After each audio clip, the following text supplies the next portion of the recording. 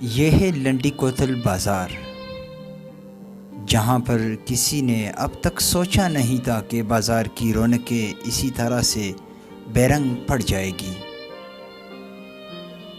Corona نے پوری دنیا کو جہاں لاک ڈاؤن سے دوچار کیا، وہیں لنڈی کوتل بازار کو بھی اپنی لپیٹ میں لے لیا۔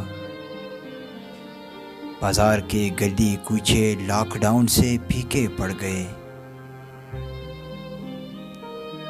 دکاندار گاہکوں کے انتظار میں سو گئے۔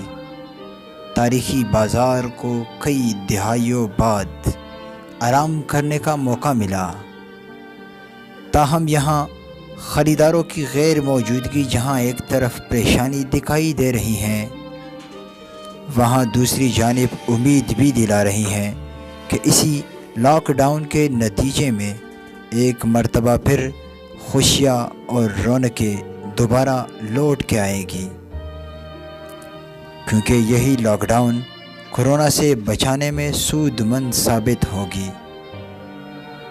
کورونا کا علاج تو احتیاط ہی ہے جو ہمیں خوشیاں بخشے گی۔